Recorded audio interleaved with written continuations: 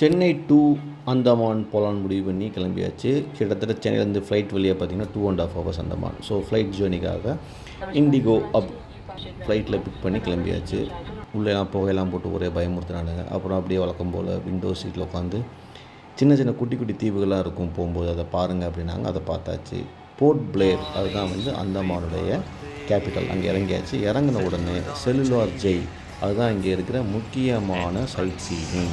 இது என்ன அப்படின்னா, நம்ம சுதந்திர போராட்ட வீரர்கள் எல்லாருமே இங்கே தான் கஷ்டப்பட்டு அடி வாங்கி செக் இழுத்து எல்லாம் பண்ணியிருக்காங்க. அதை மக்களுக்கு காட்சி பொருளாக வச்சுருக்காங்க. அங்கே தான் உள்ளே போகிறோம். உள்ள டிக்கெட் எடுத்தாச்சு. உள்ள டிக்கெட் எடுத்து தான் போகிறோம். ஸோ அந்தமான் அப்படிங்கிறது என்ன அப்படின்னா, யூனியன் டெரிட்டரி ஆஃப் இந்தியா அப்படின்னு சொல்லி ஒரு தனி ஸ்டேட்டாக இருக்குது. அது இங்கே எந்த அரசியல் கட்சிகள்லாம் கிடையாது. டைரெக்டாக சென்ட்ரல் கவர்மெண்ட்டுடைய பார்வையில் இருக்காங்க. உள்ளே வந்தவுடனே என்ட்ரன்ஸில் நம்ம விடுதலை போராட்ட வீரர்களுடைய ஃபோட்டோஸு, இந்த என்டையர் செல்லு ஜெயிலை பற்றி ஒரு சின்ன மினியேச்சர் எல்லாமே காட்டியிருந்தாங்க. கிட்டத்தட்ட 7 விங்கு கொண்ட ஒரு ஜெயில் தான் இது. சரிஞ்சுட்டு உள்ளே போகிறோம். ரியலிஸ்டிக்காக பார்க்கலாம். இது நீங்கள் பார்க்குறீங்களா, இதுதான் ரியலாக சிறைச்சாலை அப்படிங்கிற தமிழ் படத்தில் நம்ம இதெல்லாம் பார்த்துருப்போம். அதில் உள்ள ஒரு முக்கியமான வியூ தான் நீங்கள் பார்க்குறீங்க. இதெல்லாம் முன்னோர்கள், அதாவது நம்ம சுதந்திர போராட்ட வீரர்கள் இங்கே தான் இருந்து இந்த ஜெயிலில் தான் இருந்து கஷ்டப்பட்டு நமக்கு அடி வாங்கியிருக்காங்க. அங்கே அவங்கள பெருமை சேர்க்குற விதமாக இந்த தீபம் எப்பயுமே எரிஞ்சிக்கிட்டே இருக்குமா. 2 தீபங்கள் வச்சுருந்தாங்க என்ட்ரன்ஸ்லேயே. மொத்தம் 7 விங்கு உள்ள இந்த ஜெயில் இப்போ இருக்கிறது மொத்தம் 3 தான் நினைக்கிறேன். மற்ற எல்லாமே டெமாலிஷ் பண்ணிட்டாங்க. இந்த 3 மட்டுமே நம்ம பார்வைக்காக வச்சுருக்காங்க, யாரும் வந்தால் போனால் பார்க்குறதுக்கு. அது மட்டும் இல்லாமல் இது முக்கியமான ஒரு இடம். இந்த இடத்துல ஆயிரக்கணக்கான சுதந்திர போராட்ட வீரர்கள் அடி வாங்கியிருக்காங்க. இது என்ன அப்படின்னா, இந்த ஜெயிலில் ஒரு தனி இடம் இருக்குது. இங்கே தான் செக்கு இழுப்பாங்க, ஆயில் எடுக்கிறது, இதெல்லாம் கொடுமைப்படுத்துவாங்க இல்லையா. இன்றைக்கி நிறைய படத்தில் பார்த்துருப்போம். அந்த ஒரு பர்டிகுலர் இடம் தான் இந்த இடம் சொல்லிட்டு. அது எப்படின்னா, ஒரு எண்ணெயெல்லாம் ஒரு மிஷின், அது அவங்க யூஸ் பண்ண ஒரு மிஷின். அந்த காலத்தில் அந்த செக்கு இழுக்கிறதுக்காக வச்சிருந்த மிஷின். இதில் தான் எண்ணெயெல்லாம் எடுத்துருக்காங்க. ஆயில் மில் போட்டிருக்காங்க பார்த்தீங்களா, இதுதான். இங்கே நிறைய கைடு வந்தனால கைடு எல்லாமே எக்ஸ்பிளைன் பண்ணிகிட்டே இருந்தாங்க. இந்த பர்டிகுலர் இடத்துல தான் நடந்திருக்கு. அவ்வளோ பேருமே இந்த இடத்துல தான் கஷ்டப்பட்டு எண்ணெயெல்லாம் எடுத்து கிட்டத்தட்ட லிட்டர் கணக்கில் லிட்டர்லாம் எடுப்பான்னு சொல்லுவாங்க. இது என்னென்னா, தேங்காயை உரிக்கணும், அப்புறம் தேங்காயிலேருந்து எண்ணெய் எடுக்கணும். இதான் எண்ணெய் எடுக்கிற மிஷின். இதெல்லாம் அந்த காலத்தில் யூஸ் பண்ண அப்படியே வச்சுருக்காங்க அந்த பொருளை. இந்த பொம்மைகள் ஆட்களாக இருக்கிறது பொம்மை, மற்ற பொருள் எல்லாமே அந்த காலத்தில் யூஸ் பண்ணப்பட்ட ஒரு பொருள் தான். ஸோ இதை பார்க்குறதுக்கே ரொம்ப எமோஷ்னலாக இருந்தது. இந்த பொம்மை என்ன அப்படின்னா, அப்படி இங்கே செய்யும்போது வேலையை முடிக்கலை அப்படின்னா இப்படி தான் அடிப்பாங்களாம். சாட்டையை வச்சு கையை கட்டி பின்னாடி வச்சு பயங்கரமாக அடிப்பாங்களாம். அதற்கு பிறகு அவங்க கைதிகளாக இந்த பர்டிகுலர் இடத்துல தான் நிப்பாட்டி வச்சுருப்பாங்க. தண்டனை கொடுக்குறதுனா இந்த இடத்துலையே, இந்த வேலையை முடிக்கலை அப்படின்னா இந்த இடத்துல நிப்பாட்டி வச்சுருப்பாங்க. அந்த மாதிரி இதெல்லாம் பார்க்குறதுக்கே ரொம்ப கஷ்டமாக இருந்தது. ஸோ வெளியே வந்தாச்சு. ஆப்போசிட்டில் தான் ஹேங்கிங் ஏரியா இருந்துச்சு. அங்கே நான் போகல, ரொம்ப எமோஷனாக இருக்குன்னு ஹேங்கிங் ஏரியா காட்டலைன்னா எடுக்கலை. அப்புறம் அப்படியே இந்த ஜெயிலுடைய வாசலுக்குள்ளே போகிறோம். ரொம்ப அழகாக இருந்தது பார்க்குறதுக்கு. ஆனால் ரொம்ப கஷ்டமான ஒரு இடம் தான் அது. அந்த இடத்த ரொம்ப அருமையாக மெயின்டைன் பண்ணி வச்சுருந்தாங்க. சரி உள்ளே போய் பார்க்கலாம். மொத்தம் 3 ஃப்ளோர் இருக்குது. அதாவது கிரவுண்ட் ப்ளஸ் G+2 மாதிரி வச்சுருந்தாங்க. சரி உள்ளே போய் பார்க்கலாம் அப்படின்னு சொல்லிட்டு உள்ளே இறங்க போகிறோம். இந்த இடத்துல எல்லாமே அலௌடு. இந்த மாதிரி தான் ஜெயில். உள்ள ஜெயிலில் எப்படி இருந்தாங்க, கிட்டத்தட்ட பார்த்திங்கன்னா ஒரு ரொம்ப ஸ்மால் ஸ்பேஸ் தான். ஒரு 6 அடி இருக்கும் நீளம், அகலம் 2 அடி தான் இருக்கும். மொத்தமே இவ்வளோ தான். இந்த இடத்துல தான் நம்ம முன்னோர்கள்லாம் சுதந்திர போராட்டத்துக்காக கடுமையாக இங்கே இருந்திருக்காங்க. இந்த வியூ பார்க்குறீங்க இல்லையா, இது லாங்காக இருக்குது. கிட்டத்தட்ட ஆயிரக்கணக்கான செல்ஸ் இங்கே இருந்திருக்குது. இது ஒவ்வொரு இடத்துக்குமே ஒவ்வொரு இதே சைஸ் ஆஃப் செல்ஸாக இருக்குது. உள்ளே சின்ன ஓட்டை இருக்குது. அந்த ஓட்டை வழியாக சாப்பாடு கொடுப்பாங்களாம். அடைச்சதில் வச்சு அடைச்சிட்டாங்கன்னா அந்த ஓட்டை வழியாக தான் சாப்பாடு கொடுப்பாங்க போல தெரியுது. இது எல்லாமே காட்சிக்கு வச்சுருக்கிறாங்க. ரொம்ப அழகாக மெயின்டைன் பண்ணியிருக்கிறாங்க. சரி, அப்போ இந்த ஃப்ளோர் கிரவுண்ட் ஃப்ளோர் முடிச்சிட்டோமே அப்படின்னு சொல்லிட்டு அடுத்த ஃப்ளோர் போகிறதுக்காக அங்கே இருக்கவங்கள்ட்ட பேசிக்கிட்டு இருந்தோம். இதுதான் அந்த ஆயில் மில். நம்ம துன்புறுத்தின இடங்கள்லேருந்து வெளியேருந்து மேலேருந்து நான் உங்களுக்கு அந்த வியூ காட்டுறேன். இதுதான் ஓரளவுக்கு ஒரு மரம் இருக்குது. இந்த மரம் அந்த காலத்தில் இருந்த மரங்கிறாங்க. இன்றைக்கும் பார்த்திங்கன்னா இந்த இடத்த இவ்வளோ அழகாக மெயின்டைன் பண்ணியிருக்காங்கன்னா அதுக்கு நம்ம உண்மையிலே பாராட்ட தான் செய்யணும் இந்த கவர்மெண்ட்டை. இதை அவ்வளோ சாதாரணமாக விட்டக்கூடாது. இன்றைக்கி இருக்கிற உலகத்தில், இன்றைக்கி இருக்கிற இந்தியாவில் one of the very old memorable இடம்னா இதுதான். அது அவ்வளோ தத்துவமாக வச்சுருக்காங்க. இன்றைக்கி அந்த செங்கல்லாம் பார்த்திங்கன்னா அப்படியே இருக்கும். இது சிமெண்ட் வச்சுலாம் பூசவே இல்லை. அந்த காலத்தில் இப்படி தான் இருந்திருக்குது. ஸோ 2nd ஃப்ளோர் ஏறி போகிறேன். ஏறி போகும்போது இந்த செவுறுகளெல்லாம் கை வச்சு நான் சும்மா தொட்டு பார்த்தேன். அப்படி ஒரு ஃபீலிங் இருந்தது. அதாவது நான் மனசுக்கு நினச்சது தான் இல்லையா, அதுவாக வரல.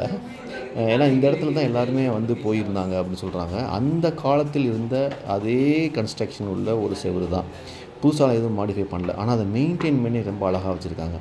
இப்போ நான் அந்த ஃப்ளோருக்கு மேலே வந்துட்டேன். மேலே வந்துட்டு லெஃப்ட் அண்ட் ரைட்டு திரும்பி பார்த்தீங்கன்னா அதே மாதிரி தான் அந்த வியூ இருக்குது. ஸோ இங்கேருந்து வெளியே பார்க்கலாம் அப்படின்னு சொல்லிட்டு பார்த்தேன். இந்த மாதிரி இடத்துல தான் நம்ம தெரியல அந்த காலத்தை எப்படி இருந்திருப்பாங்கன்னு, எல்லாமே அஸ்யூம் பண்ணுறது தான், கைடு சொன்னதை வச்சு தான். இந்த ஒவ்வொரு இடத்துலையுமே அந்தந்த தலைவர்கள்லாம் இங்கே இருந்தாங்க வந்தாங்கன்னு சொல்லிகிட்டே இருந்தார். அவங்க எங்கெங்கே எந்த செல்ஸ்லாம் இருந்தாங்க அப்படின்னு அவங்க ஃபோட்டோக்கெலாம் வச்சுருந்தாங்க. இந்த பர்டிகுலர் செல்லில் தான் வந்து இவர் இருந்தார், அவர் இருந்தார், சுதந்திர போராட்ட தியாகிகள், வீரர்கள் அப்படின்னு சொல்லி நிறைய எக்ஸ்பிளைன் பண்ணாங்க. அவர் எக்ஸ்பிளைன் பண்ண அதை பார்க்க நமக்கு அவ்வளோ வந்து ஒரு கனமான ஒரு இதாக தான் இருந்தது. ஏன்னா நம்ம இன்றைக்கி இவ்வளோ சுதந்திரமாக வந்து பார்த்துக்கிட்டு இருக்கிறோம், போய்கிட்டு இருக்கோம். ஆனால் இவங்களை எவ்வளோ கஷ்டப்பட்டாங்க அப்போ தான் புரிஞ்சிச்சு. இது 2வது ஃப்ளோர் மேலே உள்ள ஃப்ளோருக்கு போனோம். இங்கே வந்து அவ்வளோ மெயின்டெனன்ஸ் இல்லை. நீங்கள் இதை பார்க்குறீங்க. இவங்க இதை அப்படியே வந்து விட்டுருக்காங்க. கொஞ்சம் அடிபட்டு கொஞ்சம் எல்லாமே உடைந்து போய் இதை ஃபஸ்ட்டு ஃப்ளோர் மாதிரி இல்லை, அது கொஞ்சம் உடஞ்சி தான் இருந்தது. அதற்கு பிறகு மேலே இன்னொரு ஃப்ளோர் இருந்தது. அதுக்கு ஏறி போகலான்னு சொல்லிட்டு மேலே போனேன். அங்கே போனால் தான் டாப் மொட்டை மாடி வியூ இருக்கு இல்லையா, அங்கேருந்து போய் பார்க்கலாம் எப்படி இருக்குது. நிறைய பேர் சொல்லியிருக்காங்க இந்த ஜெயிலுக்கு பக்கத்தில் சுற்றி தான் வந்து நிறைய கடல் இருக்கும், இதில் தப்பிச்சு போக தான் எல்லாம் ட்ரை பண்ணி விழுந்துருவாங்க சொல்லுவாங்க இல்லையா. சரி அப்படி என்னடா இருக்குன்னு சொல்லிட்டு மேலே பார்க்குறதுக்காக மேலே போகலாமான்னு விசாரித்து பார்த்துட்டே இருந்தேன். அப்போ தான் வந்து அங்கே ஒரு இடம் இருந்தது. அது வெளியே நம்ம உள்ளே போகலாம், மேலே குடியேறி போகலாம் அப்படின்னு சொன்ன பிறகு அந்த இடத்த பிடிச்சி மேலே போனேன். அந்த கைடுன்னு சொன்ன பிறகு அங்கே வந்து போன பிறகு பார்க்குறேன். இங்கே பாருங்கள், இதுதான் டாப் வியூ. இந்த மாதிரி 3 போர்ஷன் தான் இப்போ இருக்குது. கிட்டத்தட்ட 7 இருந்திருக்கு. அந்த சிறைச்சாலை வந்து 7 விங்கு மாதிரி இருந்திருக்கு. அதில் இப்போ இருக்கிறது 3 விங்கு தான் இருக்குது. அந்த மிச்சம் இருக்க 4 விங்கை வந்து டெமாலிஷ் பண்ணி அதை சிட்டியாகி ஊரில் வந்து யூஸ் பண்ணிகிட்டு இருக்காங்க பார்த்துக்குது. இப்போ இருக்கிறது ஒன்று இந்த 3 தான். இதான் பார்க்குறீங்க, இங்கேருந்து கடல் வந்து நம்ம பக்கத்துலேயே இருக்கும். இந்த சிறைச்சாலைக்கு மிக அருகில் தான் கடல் இருக்குது.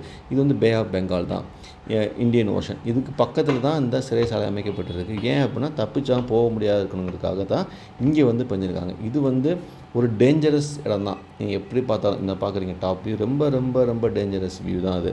ஆக்சுவலி இப்போ ஸ்பீக்கிங் அங்கே அவங்க சொன்ன கதைகள், நம்ம தலைவர்கள்லாம் இங்கே இருந்திருக்காங்க, சுதந்திர போராட்ட வீரர்கள் அங்கே இருக்காங்க நினைக்கும் போது ரொம்ப வருத்தமாக இருந்தது. இந்த வியூ நான் இன்றைக்கி இங்கேருந்து பார்க்குறேன். இந்த வியூ பார்க்குறதுக்கு நமக்கு ஏதோ சுற்றுலா வந்திருக்கோம், வெக்கேஷன் வந்திருக்கோம்னு நினைக்கிறேன் மொழியை. ஆனால் அந்த காலத்தில் அந்த இடத்துல எவ்வளோ கஷ்டப்பட்டு வேதனைப்பட்டு வருத்தத்தில் நின்றுப்பாங்க அப்படிங்கிற ஃபீல் பண்ண முடியுது. ஏன்னா தொடர்ந்து அந்த கதைகள் சொல்லும்போது, அவங்க பட்ட கஷ்டத்தை சொல்லும்போது நமக்கு அவ்வளோ கஷ்டமாக இருந்தது. ஒரு வெக்கேஷனுக்கு வந்து இது ஒரு காட்சி பொருளாக பார்த்தாலும் இது இருக்க எமோஷன் அதிகமானது தான். ஸோ கண்டிப்பாக ஒரு ட்ரிப்பு போகிறீங்க அப்படின்னா நீங்கள் இந்த அந்தமான் ட்ரிப்புக்கு வாங்க. இந்த செல்லுலார் ஜெயிலை வந்து கண்டிப்பாக நீங்கள் பார்க்கணும். இவங்க பட்ட கஷ்டத்தில் நம்ம தெரிஞ்சுக்கணும். நம்ம படலை, அட்லீஸ்ட் பட்டத விஷயத்தை தொட்டு பார்த்துட்டு தான் நீங்கள் போங்க. அது வந்து அவங்களுக்கு ஒரு ஹானராக இருக்கும். அதனால தான் நான் வந்து ரொம்ப ஃபீல் பண்ணி இந்த இடத்துலேருந்து நான் இந்த வீடியோ எடுத்துக்கிட்டு இருக்கேன். தயவுசெய்து உங்களால் முடிஞ்சால் வாழ்க்கையில் ஒரு தடவை அந்தமானுக்கு வந்து போர்ட் பிளேரில் இருக்கிற செல்லுலார் ஜெயிலேருந்து மீட் பண்ணுங்கள். ஸோ எல்லாம் முடிச்சுட்டு வெளியே வரும்போது பார்த்தீங்கன்னா அதே இடத்துல பார்த்தீங்கன்னா ஏகப்பட்ட டூரிஸ்ட் வந்தாங்க, அங்கே கைட்ஸ் இருந்தாங்க. இந்த இடம் ஏதோ யாருமே வராத இடம்லாம் கிடையாது. ரொம்ப ரெகுலராக ஏகப்பட்ட க்ரௌட் வந்து போய்கிட்டு தான் இருக்கிறாங்க. அதனால் பார்க்க முடிஞ்சது. இவ்வளோ வெயில், சரியான வெயில், 12 மணி இருக்குன்னு நினைக்கிறேன். அவ்வளோ வெயிலையும் இவ்வளோ பேர் வந்து போய்கிட்டு இருக்காங்க. ஆச்சரியமாக இருந்தது. இதை முடிச்சுட்டு அப்படியே அதே பாதையில் வெளியே வந்தாச்சு.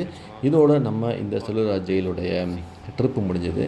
அதை தாண்டி போர்ட் பிளேர் என்ன இருக்குது அப்படின்னு விசாரிக்கும்போது பார்த்திங்கன்னா அங்கே நிறைய மியூசியங்கள், மெரைன், அதுக்கடுத்து என்ன அப்படின்னா இங்கே ட்ரைப்ஸ். அப்புறம் ட்ரைப்ஸ் முடிஞ்சால் என்ன இருக்குன்னா இந்த பவளப்பாறைகள், அதுக்கு மீன்கள் அக்வேரியம், மெரைன் மியூசியம் இதெல்லாம் இருந்தது. இதை போய் சுற்றி பார்த்தோம். அங்கே பார்த்துட்டு இங்கேருந்து நிறைய வந்து அற்புதமான சில விஷயங்கள்லாம் பார்க்க முடிஞ்சது. இது எல்லாமே காட்சி பொருளாக இந்த மியூசியத்தை வச்சுருக்காங்க. அதெல்லாம் நேரில் ரியலாக பார்க்கணும் அப்படின்னா பக்கத்தில் இருக்கிற ஏகப்பட்ட தீவுகள் இருக்குது, அங்கே போகணும்னு சொன்னாங்க போர்ட் பிளேர்லேருந்து. அதை தான் நாங்கள் நெக்ஸ்ட் டே பண்ணோம். நீல் அப்படிங்கிற ஒரு ஐலாண்டுக்கு வந்து நாங்கள் போய் இங்கே என்னென்ன பார்த்தோமோ இப்போ பார்த்துக்கிட்டு இருக்கீங்களா இந்த மியூசியத்தில் எல்லாத்தையுமே அங்கே லைவாக பார்க்கலாம். ஈவன் ட்ரைப்ஸ் கூட இந்த ட்ரிப்பில் இருந்தது. நான் அடுத்து உங்களுக்கு காட்டுறேன், வெயிட் பண்ணி பாருங்கள். தேங்க்யூ, பாய்.